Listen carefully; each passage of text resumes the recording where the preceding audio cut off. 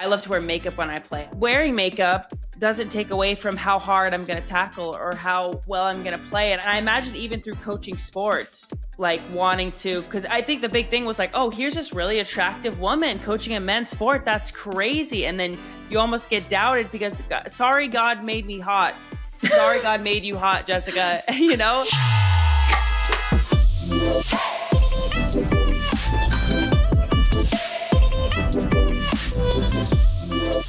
Welcome to House of Mar, a Wave original sponsored by Visible. We have a few house rules. Girls are magic. Reading is hot. And so are you. And make sure to subscribe to our YouTube so you can see kind of this side part thing Adrianna got going on. Almost an emo. Put it back again over your eye, like it was. Fell in love with an emo girl. Yeah. Fell in love with an emo. You're really giving it, Jay. Okay, wait. Oh, Can I say emo? Can I say it? Probably not, huh? Isn't it? It's like an act. I don't know, guys. We're not. She's giving alternative. She's giving Alternative. punk rock. Is it too much of a side part? It's just like it was just really laying across your eye there like that. It's new for you. Because tonight will be the night that I will fall for you. I liked it. It's hard. Now you're giving old Hollywood meets 2009. Yeah. That's cute. Yeah, it is hard with headphones to get, your hair. Like Olivia, I think, has just her whole hair underneath her headphones. You guys, I wanted to make my face shape look nice. Please don't call it out. No, it's gorgeous. You can call something out on me. But I feel like if I was a pop star and I was in the studio, I'd be like, I would do it like this. So I could be like, yeah. You know what I mean? La la la la la la la la la. We gotta have one ear off. The hair. You're so right. Is that allowed so here? You can hear yourself. What should we call Ilona out for? You actually looking a little glowy, Ilona. Thank you. I can talk about whatever the frick is behind you on that desk. Don't look over there, guys. Don't look, guys. Sunscreen. Hey, blur that. A charger. Sorry, I got so distracted by Adrianna's hair thing. You guys probably don't know me. I'm pretty quiet, demure. I don't like to post a lot or talk a lot. But I am the middle sister, Ilona. I am the eldest daughter, another woman of mystery, Olivia Maher. And I don't shut the up. I'm Adrianna Maher. And that's true. Oh. Actually, I haven't told you this, Ilona. I burned my neck with a curling iron, and it looks like I got a hickey. And I was getting coffee with a friend, and she's like, "What's on your neck?" And I go, "It's a hickey." And she's like, "No, you would have told me." I was like, "I move in silence." She started cracking up. She's like, no, you don't. I know. I want to move in silence. I never have a day in my life. I'm not built for it. I sometimes think like, no, I don't have to tell people about this. That happened. One minute into our call and I have to share. I need to be more mysterious, truly. I think that, but then the more mysterious you are and the less you say or put out into the universe, the less that can happen for you, or you get to like bond with people. Or I'm like, oh, I'll be mysterious. I don't need to talk about this on the internet, but then I'll talk about it on the internet and amazing things come from it. I was like, I've never had a seafood boil on my story. Boom. Guess who went to a seafood boil that week with a friend? That can happen. If you didn't post that, you would have been so mysterious. I know. You really dropped the ball on that one. Truly. Coming up on today's episode of House of Mar, we're talking trap talks, vulnerable leadership with the first female coach in the NHL, and we also have a sister settle it from a young fan. Guys, let's catch up a little bit. What has been going on? Ilona, you're going to be playing in Canada. You're heading north this upcoming weekend, right? Yes, I am heading up to Ottawa to play Canada, give them a little go. They are a top-notch team, a top-notch side. I think that they're second in the world right now. They're one of the top three, but a solid squad. We got to play them in Kansas City, months ago. So it'll be good to get another go at them and just see how we have improved, see if we can keep up. It's also just prep for the World Cup. But they are going to give it to us. And, they have a certain level that they play at. So I'm excited to try and see what we can do. A lot of the girls on that team play sevens, actually. So I know a lot of them and I've met a lot of them. But it's going to be in Ottawa. Mom and dad are going to come. They're going to, bring their bikes with them to be able to bike around. And they love going to games around there. So I'm excited to see, I guess, that the tickets have been selling. So hopefully it's a good game just for viewers as well. This game this upcoming weekend be streamed? Like, can people watch it? I'd hope so. Well, keep an eye out on our socials at House of Mar on all platforms to find out where it will be streamed, how to watch, and all that over the next week before Ilona plays this weekend. Because you're going to want to check it out. Yeah, you're going to want to tune in. It should be exciting. Yeah, there's a great players on there. Player that I really admire, Sophie Good. Amazing player, kind of like shaped like me, tall and really, really powerful. She actually tore her ACL before the Olympics when we were at camp together in Chula Vista. They came down to play us, and I remember watching that and getting I was so sad about it. But she's coming back now, and this I think be her third game back or so. So she's ready for the World Cup. She's one of the best players in the world. Some great players like Christy Scurfield on the wing and Liv Apps at 9. So it is going to be some solid talent. And Canada were the silver medalists in Paris as well. For sevens. And is DeGood, is she the rugby Nepo baby?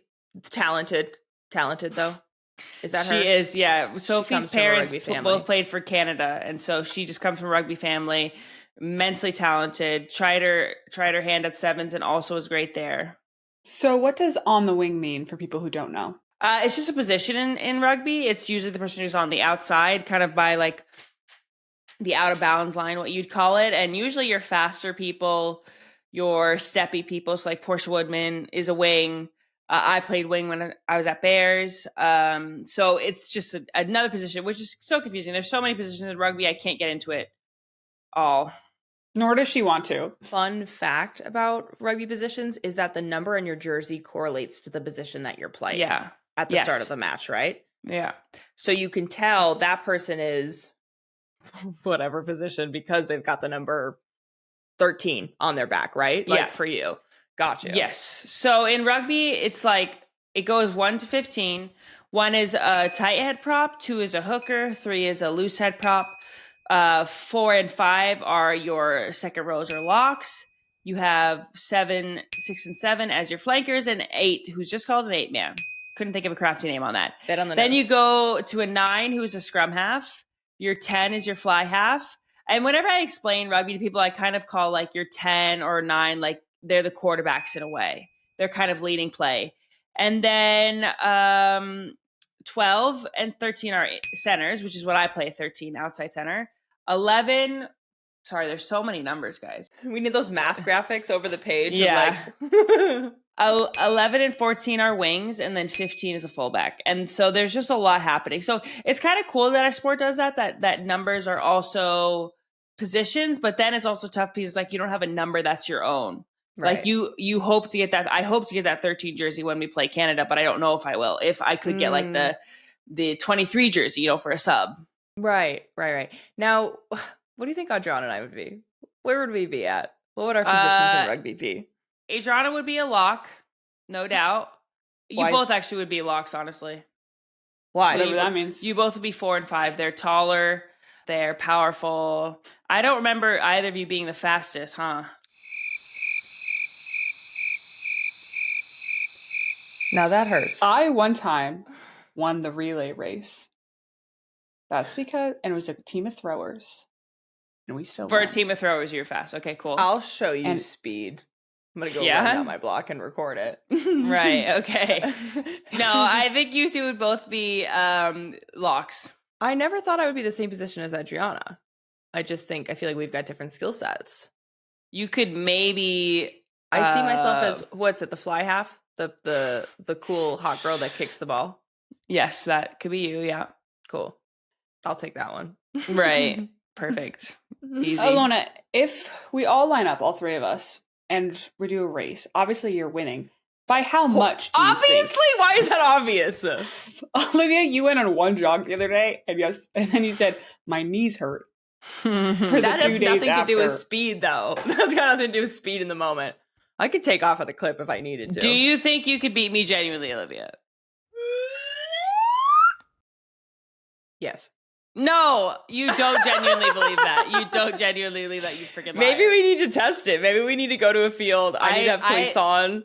I don't like to test people in sprints like that because you haven't warmed up properly and you're going to pull a hammy if you don't. So Let's get warmed up. I will warm up. Obviously, I'm faster. Warm up. Obviously, I'm faster than everybody on this call right now. Even the producers and the camera guys, I'm faster than everybody on this call.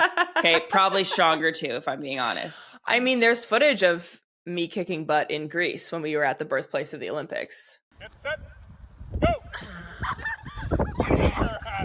There's a fly!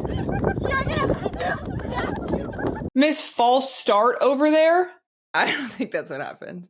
Right. Well, okay. So I think we could have some locks, or we could have maybe a fly half, maybe flanks.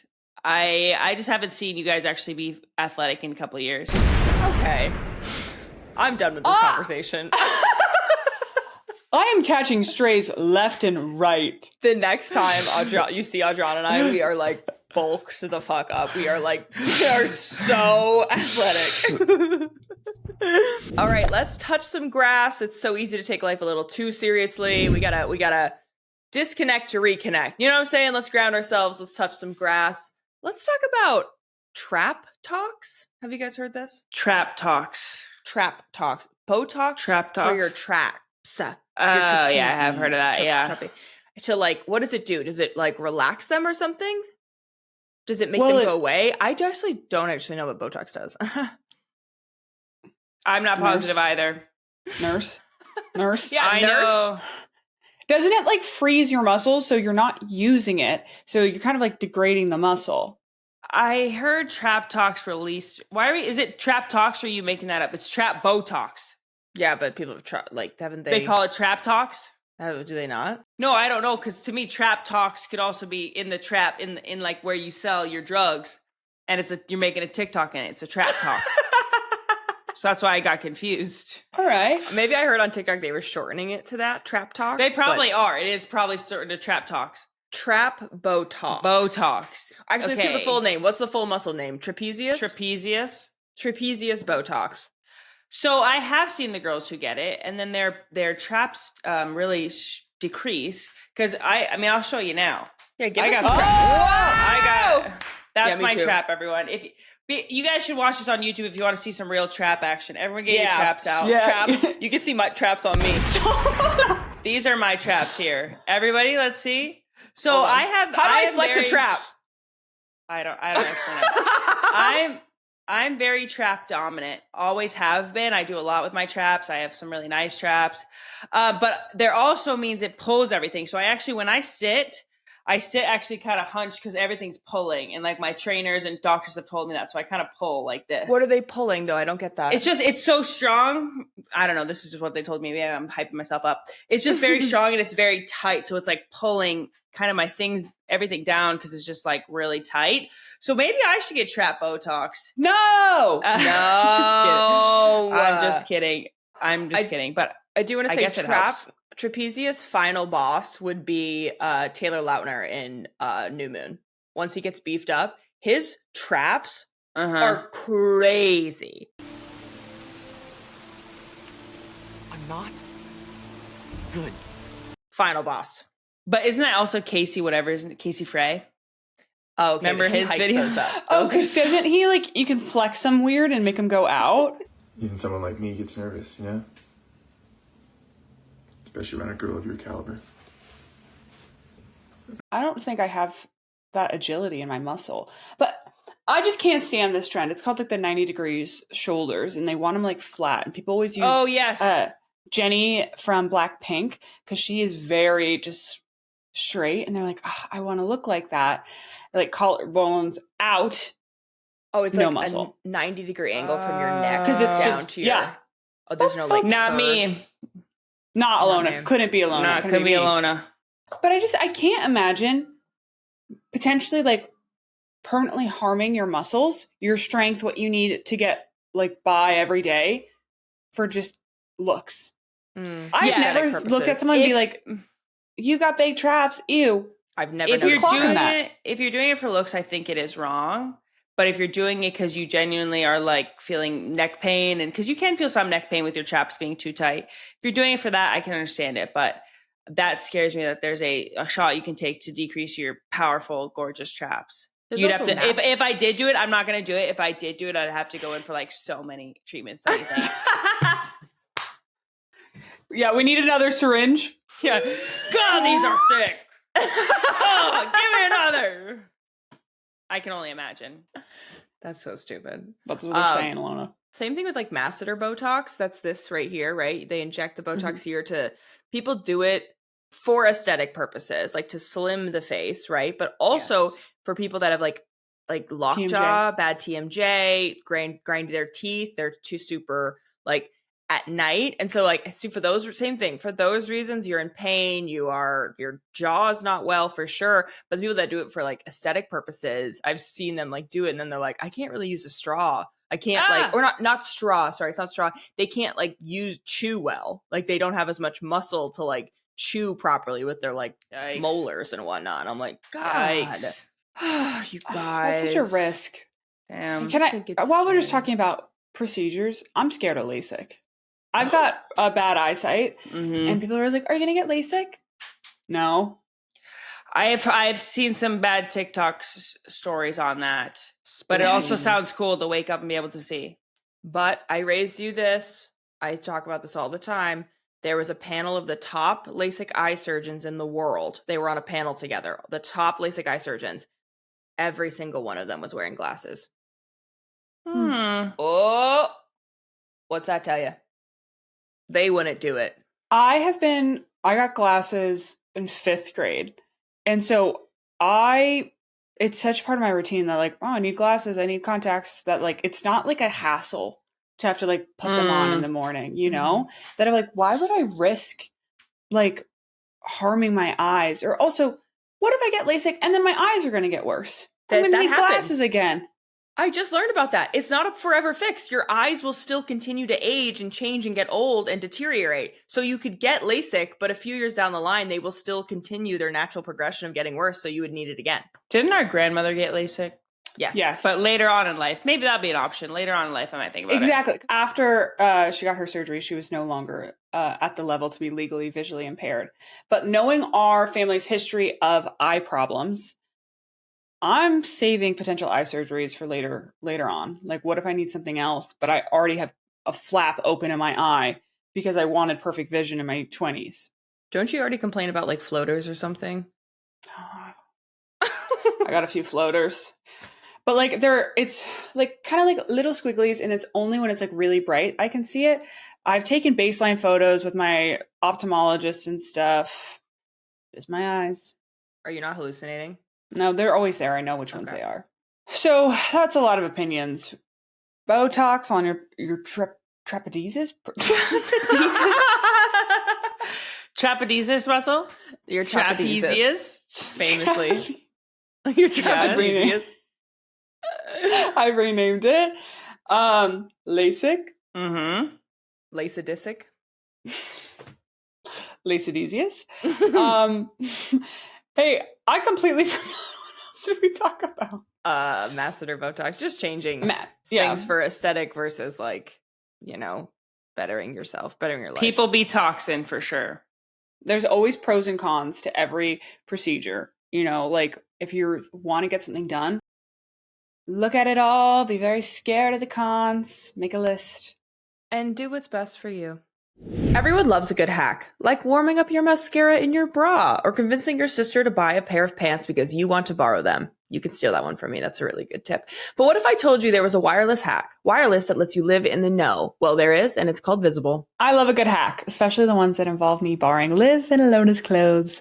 But Visible is the ultimate wireless hack. If you're not plugged in, you won't be able to message me that cute sweater you just saw. So to be stylish and in the know, you gotta be smart and plugged in. But you also need great wireless. Visible is wireless that lets you live in the know. Visible is the ultimate wireless hack. You get unlimited data and hotspot, so you can stay connected on the go. Since I'm always traveling, I love knowing I always have a hotspot. And it's powered by Verizon. Visible runs on Verizon's 5G network, so you know you get great coverage. I don't have to think twice if I'll be able to share my photos from Ilona's rugby games on the road because I know Visible has a reliable connection. Level up your wireless with new Visible Plus Pro plan. It's premium wireless without the premium cost.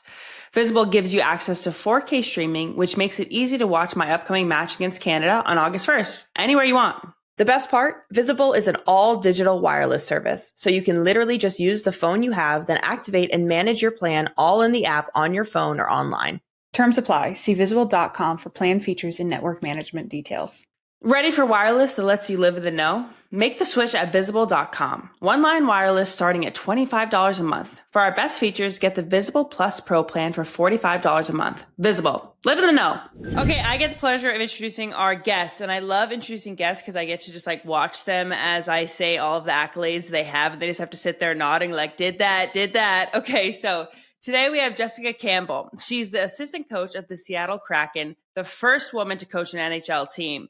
You've probably seen her looking gorgeous on the sidelines on all the videos when it was announced, and it was just amazing to see. She's an extremely accomplished coach and player, coaching for the German national team. She played for the Canadian women's national team in 2014, and her team took home gold. Owns her own power skating business, JC Power Skating. I'm not sure what power skating is. We'll get into that. And all around pioneering badass. How do we know each other? We don't really, but you feel like you know someone through, socials. And I feel like I know you. Yeah, likewise. I think it takes one to know one, and you're a badass yourself. So super looking forward to this chat.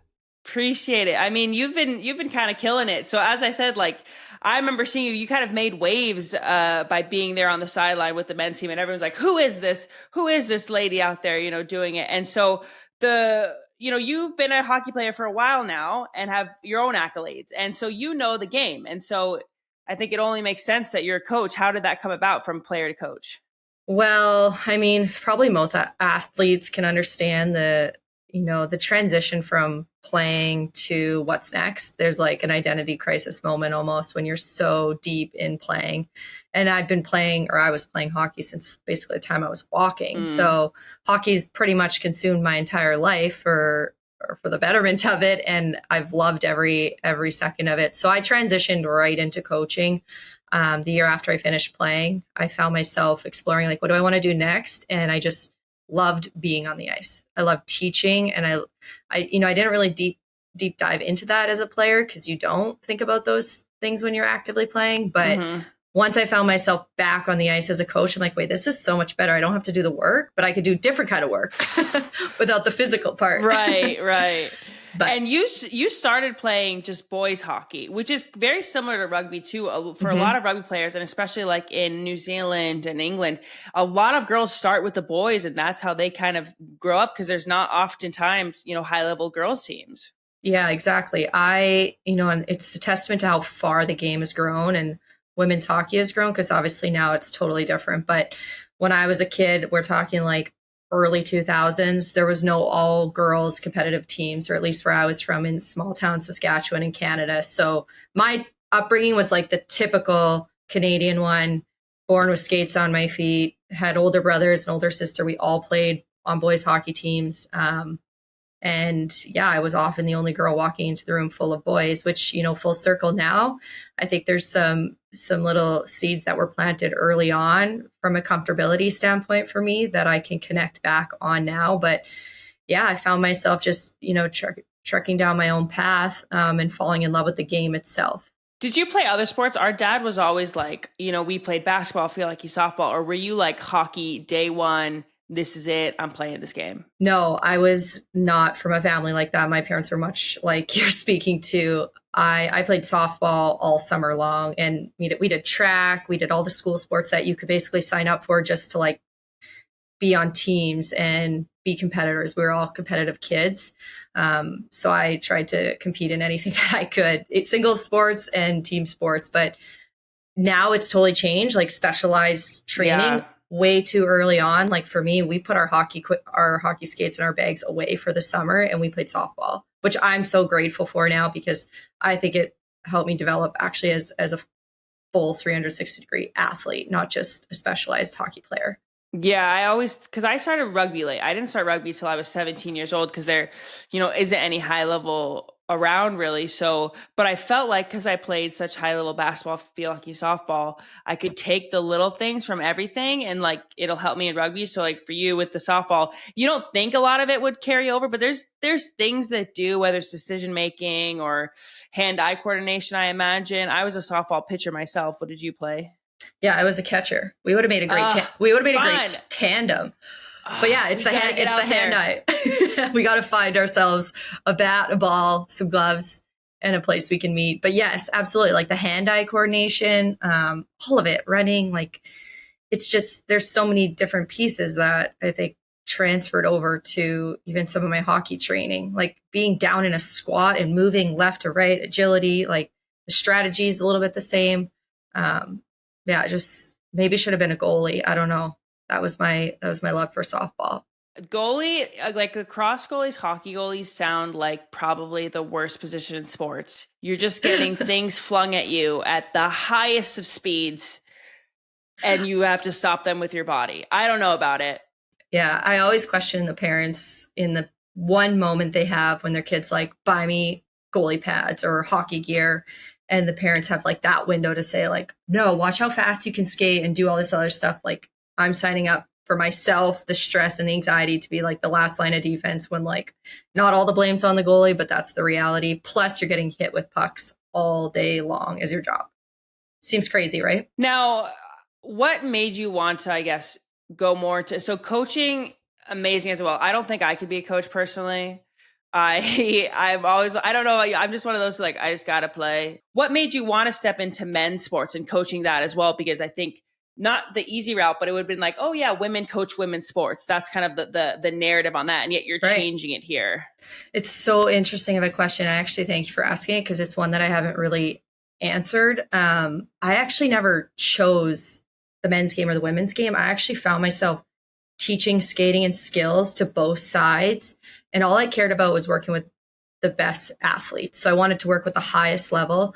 And I was training, Olympic level female athletes. And then eventually junior pro NHL players started to come through the door. And ultimately I was kind of carving out my teaching strategy, my voice, my style of coaching organically through that process.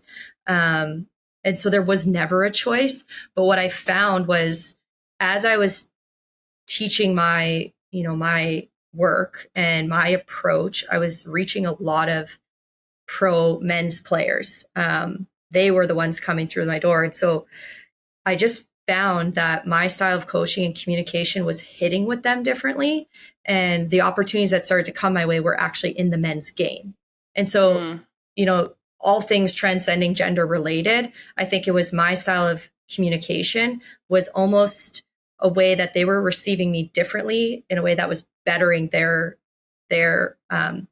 development. And so ultimately, I just found myself continuing down paths and opportunities that were strictly in the men's game, and there was never the choice. And now full circle, I think that because I'm different, I bring something different to the men's game, and that's exactly why I got into the position. There was never a like, how do I do this? It's about this, it's not about that. But there was careers, like financial careers specifically at that time, and more of them in the men's game. So I just kept kind of following that path and the next opportunity. What is it you find that you do a little differently? Well, I think because there's a lot of things, but because I have different experiences, because I come from a different background, playing included, even a lot of my feminine traits shine through in my style of coaching. But what I do differently, I think, is I communicate on a very human level. I've morphed my coaching style into, well, I aspire to it every day, to the type of coach that I wanted, that I would have really benefited from. And that would have, been someone that was very human athlete first, just treating the person on a level where connection and trust and the relationship is the core foundation, and then finding ways to work through them to better their game as an athlete. And obviously there's that goes into the actual tactical side and the technical side of the coaching, but really establishing strong communication and also playing more into the vulnerable side of the game. I find, like, at least in the men's game, I bring, I think, a vulnerability that's real to them. And so they're not afraid to have some of the harder conversations. I always say it's kind of like you go to mom and dad for different things oftentimes. And I go to my mom for different things. I go to my dad for different things. And sometimes those are harder scenarios, but I find they come to me in many ways for different conversations. And that's, I think, what is, set me apart and made my type of coaching hit with them the most. I bet it's a refreshing take for them as well. I was watching a boys like lacrosse camp, and it's just interesting the different communication styles I think used across the games. I don't think one's better than the other. I think there's just different ways to coach. And I've had many different coaches in my days. I've had coaches who've been, I would say mean, but I think it's all like, it's different. So I think even my coach for the sevens team, she cares so much. And she's was one of the only head coaches, female head coaches, and she coaches in a different way. And I think that it's like, I can't say one is better. I think that caring about your players as people and letting them be vulnerable can also help, even though it was always thought of like in sport to not be vulnerable. Right. And especially for, I imagine, NHL, big old hockey players, it's like almost a trait they're maybe not told to be okay with. Right. And you just hit it on the head. Like the two core elements to me that make for a good coach are caring and respecting the player. Like once, it's so cliche to say, but they do not care how much you know until they know how much you care. And that care can be shown in different ways. Like you just hit on it, like tough love or more sensitive style, more like soft spoken, but doesn't matter how that care shows up. It's about the communication that demonstrates and like the actual actions that demonstrate that care that builds the trust, but then also the respect, like the level of respect. And I think that's earned over time through, again, action and items where like you can have different coaches and male, female, it doesn't even matter, but how they show up and respect you is going to be hopefully different than how they show up and respect other players. But like the standard of the excellence is still the same, right? And so those like two elements, once they're there, that's why good coaches, great coaches never really all look the same. They show up differently, but I think those two core pieces are huge when it comes to the receiving end as a player. And the coaches that figure that out the quickest are the best, in my opinion. So you are in a lot of rooms where you are the only woman. I spend time in rooms where I usually am the majority in my team, on all my teams with my sisters, friends, and whatnot.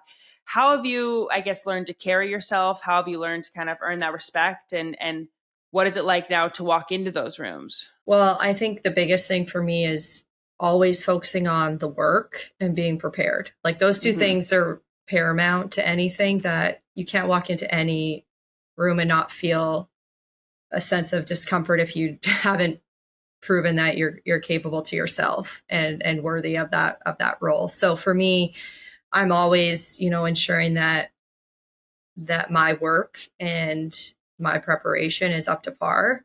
But the second thing I think is very important is showing up as my authentic self. Like I never try to fit a mold, or I haven't tried to stray away from myself through this process. And that's been honestly probably the thing I'm most proud of in my journey is I've tried to remain through every step and every opportunity is just being Jess, embracing my femininity, never trying to dress down or dress differently. Like obviously in sport, we throw on our tracksuits, our skates, and other than the ponytail hanging out of my hat, like I approach my work and my process the same as everyone else. But the reality is I am different. And when I walk into a room, there is a moment in a space where I think I try to lean into my differences and know that that's where I can captivate attention and lean into the fact that the way I see it, the way that I present, the way that I communicate is different. And therefore, that's what sets me apart. And so I'm always trying to authentically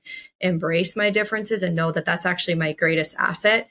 Because I think when you're part of a team and you also get this, it doesn't matter if you're in a room full of females or if you have female coaches or not. Everybody on that team has different strengths and brings something to the table in a different role. And so I know that by leaning into my strengths and my differences, that I'm bringing something to the table that the team needs. And so I never try to shy away from that. And so honestly, it's like looking in the mirror every day and knowing that that's what makes me different. That's the point. I like what you said about like femininity and like trying to keep that with you. Cause I think that, and it's something I'm, battling is I love to wear makeup when I play. And I remember there was a time when I would look at other players, like in college, a girl would wear a full face of makeup and I'd be like, why is she wearing makeup? We're about to play rugby. What the heck? Leave that.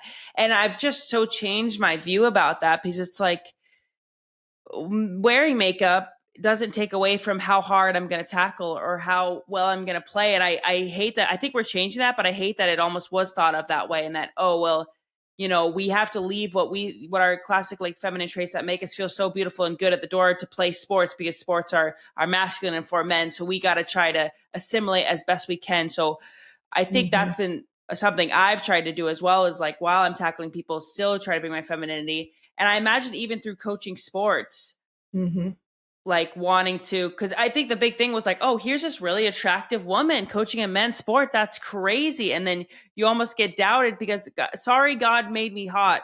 Sorry, God made you hot, Jessica, and it's almost like you're doubted for that. So I love that you're sticking with that femininity, because it's almost would be easier to be perceived more as like, tough, masculine, and because people, align that traits with leadership in many ways. You have such a tasteful way of saying it, but it's so interesting, because assimilate is the best word that I've heard explain it. Because like when I step behind the bench, even like this year, it's hard to find female suits, to be honest. Like there was a fashion trend where all of a sudden suits were all sold 2-piece sets, but like there's a dress code for my coworkers, right? Suit, tie. It's pretty, it's pretty much in this mold. And for me, it's like, okay, how do I show up? What is the standard? I'm not looking to anybody else. I'm looking to the corporate world of like, what do female leaders wear in business rooms? But at the end of the day, I think by showing up as your authentic self and the best empowered version of yourself, it's like, look good, feel good, play good, right? To your point. And if you need to put on makeup before a game to show up as your most badass, confident self, great, do it. If I want to put on gold hoops and a jewelry that means something to me, that allows me to show up fully present as my strongest self, I feel very much so. Over time, I've learned this, especially through this year, I'm giving others permission to do the same. And that's what sport is about. By showing up as your best self, whatever that looks like, without judgment, you're giving permission for others to do the same. And that's just a beautiful thing. And why hold that back? Were you kind of like shocked when it was all out? Everyone was going crazy about, you coming on the team, because to you, you're just doing your job. You're on the bench ready to coach, and everyone is, making a big stink about it. But did that shock you in a way, or was it like, fuck yeah, here we go? Locker room talk. Let's go. Yes and no. So I've been fully entrenched in men's pro hockey now for 5 years. I started it off on my own, doing it myself in my own business. When I finally got, on the minor pro stage and now the national hockey league stage, that pressure and attention grew, obviously, which is the nature of media and sport. But there was a moment for me this year where it really, really hit. And that was on opening night. It was obviously our home opener, my first time behind an NHL bench, regular season game, being welcome to the Seattle community. And they introduced our entire staff. And when it came to my name being announced, the whole arena exploded. Like the response from the crowd. I remember in that moment just being so shook. And I'm getting chills because my family was there. My best friends were there. All the people that helped me get there were there to experience it. But it's crazy because as loud as it was for me inside, everything was silent. Like I realized in that moment, holy, this is not just coaching. I felt a huge sense of pressure and privilege rise in me, where it's like, I have something in this moment that's such a greater responsibility for hockey, but for sport itself. Because in this moment right now, all eyes are on me, and this is what redefining leadership looks like. And I felt a huge, huge, obviously, wave of gratitude to finally feel like I made it. But at the same time, I felt, wait a minute, I'm like awakened to the fact that I'm not just coaching here. I'm going to have to move the envelope forward and hold the door open for others. And I'm going to have to figure that out along the way. And I'm not going to do it perfectly. I'm going to fail a lot, but I'm going to do as best of a job as I possibly can to make sure that I'm not the last one to do this. I like what you said. Like, I sometimes feel a lot of pressure, like when I go out to play, because almost like a trailblazer, like yourself, people come to watch me play, and little girls come to watch me play. So I want to do well for them, so that they're going to play. So for you, you want to do well. You want to keep coaching for them, so that they can see, something to look for. But I feel this like pressure at times. I'm like, okay, we got to do this. Do you feel that being right now, like you're paving the way, that you like this pressure to be successful and to do all this? Because sometimes it really weighs me down. 100%. And checking it, right? Like, first of all, that signal of the pressure is a good thing. It means that you're doing something special and important. And the adrenaline of it, I think the greatest athletes and coaches have learned to channel that pressure into fuel to the fire. And you do it so tastefully because, like I said, everyone feels like they know you in a way where you're a symbol of athlete and femininity and all these awesome traits where it's inspiring. And I think when you feel that pressure, but you don't show it, it's actually so inspiring and motivational for others that are like, wow, she's always on.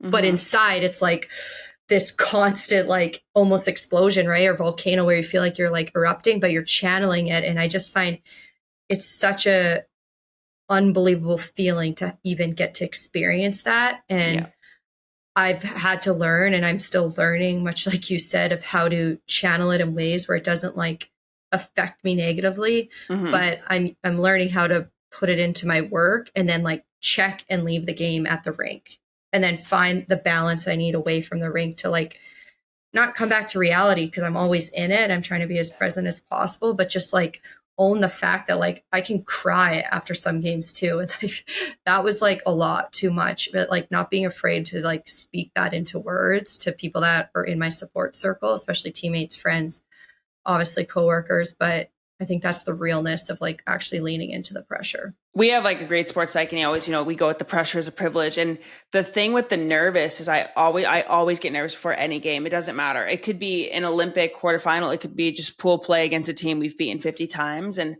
I've talked to my sports psych about it. Like, to me, nerves just mean you care so much.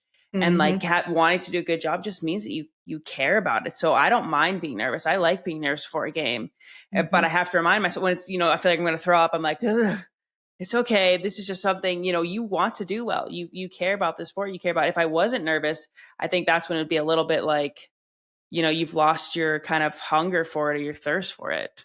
I think the best trick or tool that I've learned through playing to now coaching, when you feel that pressure, that window, take a second to like honor exactly all the work you just put in, because then you can channel it in a way where it's like, you know what, I'm ready. Like, I'm feeling these nerves because I care. I want to win. I'm a competitor.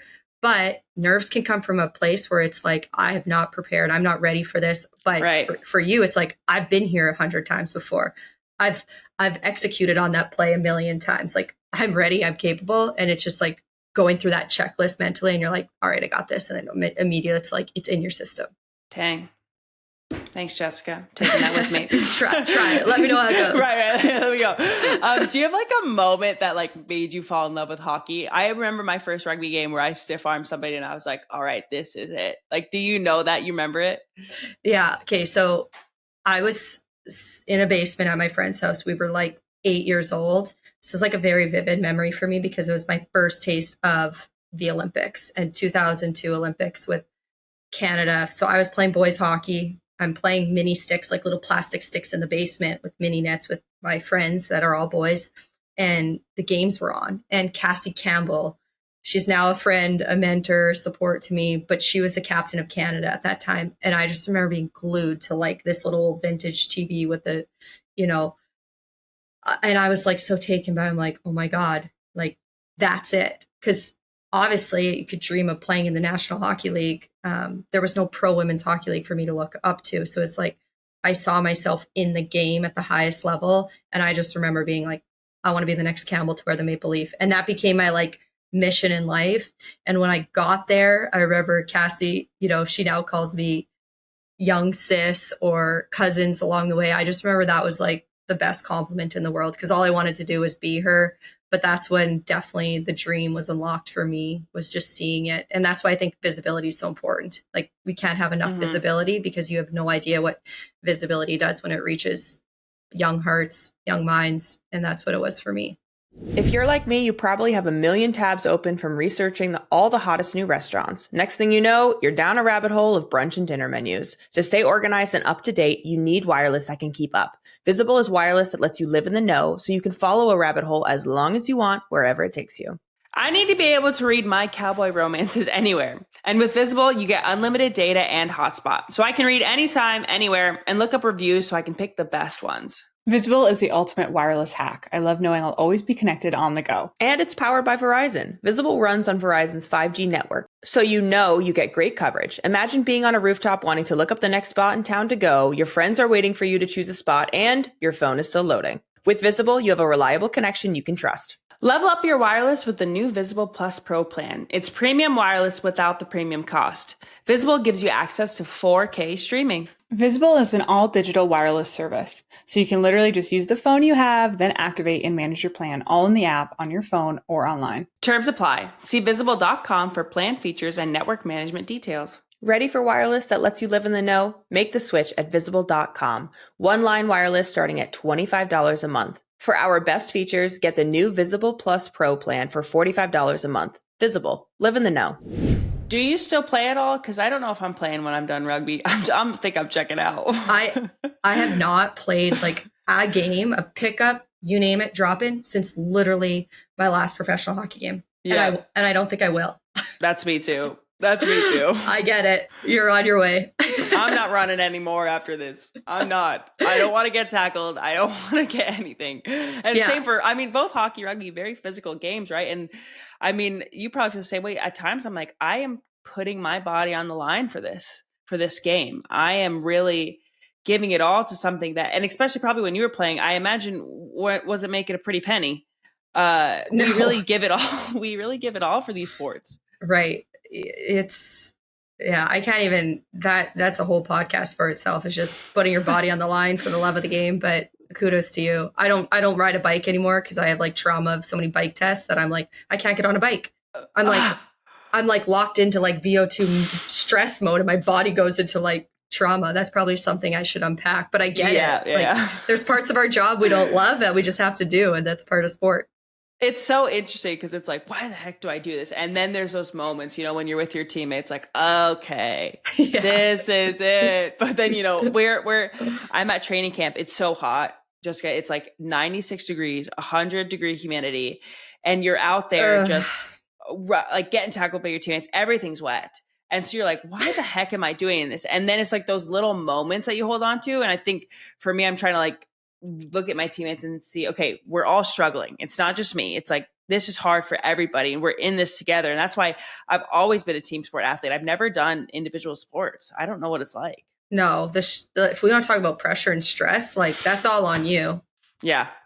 Shared accountability, team sports all the way. I love it. I love those ladies out there. And that was what helped me get through like a lot of Olympic pressure and afterwards and whatnot, is that I'm not out there on my own. And hockey, rugby, whatever it is, there's so many moments that lead to a win. So even though somebody might miss the tackle that leads to the other team winning, what about the other thing that happened before? I love that about sports, that you have so many people, so many different personalities that make up a team, which I imagine as a coach, you have to take into account as well. Because there is but that's what's so fun about it. There's some people who are just so annoying, myself, there's some people who are so down to earth, but it's like all of this cohesive unit that's creative. And as a coach, do you like to know kind of the personalities of each of your players?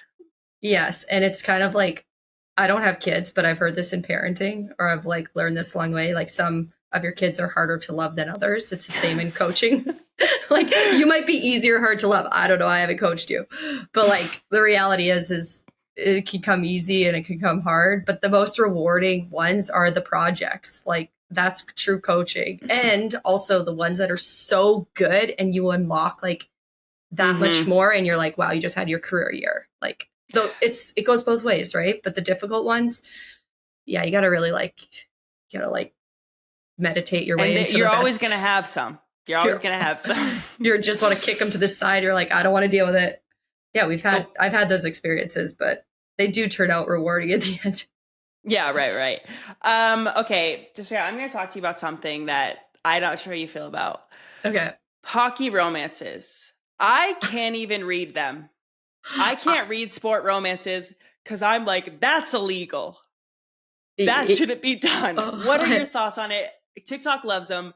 As a hockey coach, what are your thoughts? Okay, so I know nothing about them for all of the reasons you just said, because I won't even open. To me, it's like when you're reading something that is captivating because for the right or wrong reasons, I'm like, because I find I'm in a position where I'm like, that's what creates stigma. And then we're out here trying to break stigma, and you're like, why would I even open this up for enjoyment? I mean, like, look, I watch the Kardashians and, selling sunset and things that are just like, for me, have nothing to do with my work, that are like odd pleasure, enjoyment, entertainment. But like opening up a book like that to me seems like criminal. Oh my gosh. I've tried a couple. As an athlete myself, I would say don't get into it. You can't. You will be so uncomfortable. I have to like hear someone tell me that I'm going to become better from it. If that's the case, then like I'm open. But like if that's not the case, no, you won't. No, thank you. No, stay away. Stay away. On that note, I'm going to bring my sisters in. Okay, please do. Not too much on those books, Ilona. Okay. Now, I bring in my sisters because Adrianna, what do you need? What do you have to say? I dabble. I do like them, but it's because I'm not part of that world. And like I've told Ilona, there's like rugby ones, and I'm like, I can't do that. That feels like sacrilegious. It's because I'm a step away that it's like, these authors really know how to write a romance book. That's all I'm saying. I'm like so cringing over here. I love you. I just met you, but I'm cringing. I'm like, It's truly that. It's like, that's not right. That's not how it is, guys. And all these girls are lapping this up. Actually, no, you're exactly who I need. I need you to go read a hockey one and then tell me about like what's in it, so I'm aware. Don't do it. But are you a reader yourself? Yeah, I love reading, but tell me. All right, favorite book. We love talking about books. What's a book you're reading? Well, I mean, right now I'm reading all like leadership books, but Alchemist, like gotta read The Alchemist. Okay. That's like this long, and you'll get something out of it on the plane. Mm-hmm. Very nice. We're fantasy readers, but we should read more to learn. Okay, my guilty pleasure when I was playing, this like actually allowed me to check out when I was like in international competition. I would always read a Nicholas Sparks book. Why? Just for funsies? I would come back from the rink, funsies, yes. I would come back from the rink after pregame skate. Like, I'm not kidding you. Like, before gold medal, Canada versus USA, I was reading like The Longest Ride, Nicholas Sparks. First of all, you seen that movie? Yes. You seen the movie? It's an amazing movie. It's what elite. A film. But I cry my eyes out of those books, though. So were you not like in an emotional state for all of this? No, I think what it actually allowed me to do was check out of my reality for, into somebody else's world. And then when I got to the rink, I was just like, here we go. I don't know. Cry, fall in love. I don't know. Then I just got so hyped to like go into the movie to watch these come to life, and others, disappointed or not. So yeah, Nicholas Sparks. If there was one book you wanted to recommend to us or our readers that is maybe a smart book, maybe like, an inspirational book, what are you choosing? The Monk Who Sold His Ferrari. There's something for everybody in that book. Jot that down, Dre. The Monk Who Sold His Ferrari. And if you're like really badass, read the 5 a.m. Club. I don't know if I'm badass. If you're not a morning person, you are. You are. Okay, but if you're not a morning person, or any of you guys morning people, because I like thrive in the morning, then you have to read it, because you could like don't like start a 5 a.m. club, just like move it to 7. Like find your 5 a.m. Just you'll find it, if you can inch out an hour of time in the morning, you guys, your life will change. I see the thrill in it. Can my 5 a.m. be 10 a.m.? Like, is that? Yeah. Depends what time you go to bed at night, if that's when you start your day. I want to. Whenever, like, when you're jet lagged and you wake up at 6 a.m. because of it, I feel like I can take on the day. I'm like, all these lazy people are still sleeping, not me. I'm up working. I'm up grinding. And then I get on the time zone and I'm back to waking up at 9. But I see the thrill of waking up early. You get to taste it. So come on, give yourself like an honest week, you guys. Fine, I'll lock in for you. Only for Just you. try. though. Jessica, they're not locking in. 9 a.m. I mean, you're so real. They're not locking in. She's Maybe like, it's an audiobook. she's like, I'll read the romance book, though. I'll read the hockey romance for you. She is where she draws the line. Well, we like to sometimes end our show with what we call a sister settle it. So some of our listeners send submissions in with usually like sibling related or just friends, romance, anything related. So I will read us this one prompt. This comes to us from Brett. Ilona, I believe you actually met this young girl who this is about. Very nice. My daughter has started playing rugby and she loves it. She's 8 years old. She got into rugby because she saw Ilona play for the Bristol Bears.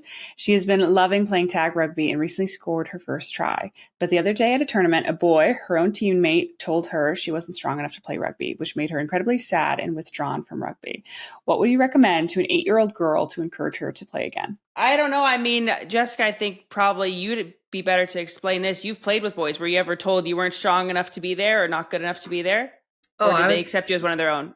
I heard it all. Yeah. I heard it all. If they don't know you, their opinion doesn't matter. It's always what I've said. If they don't know you, what you're capable of, and you wouldn't go to them for advice, then don't care about what they'd say. I love that. I'm actually listening to that too.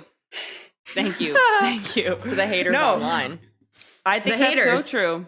Like, if you would not go to them for advice yourself, why give an ounce of energy into what they think? And that goes for the haters. That goes for the boys that are saying you're not strong enough, fast enough, capable. Like, they're not in your shoes. Yeah. And I wonder, is this boy jealous of her? Is she stronger and a better rugby player than him? Oh, you know, so never listen to that either.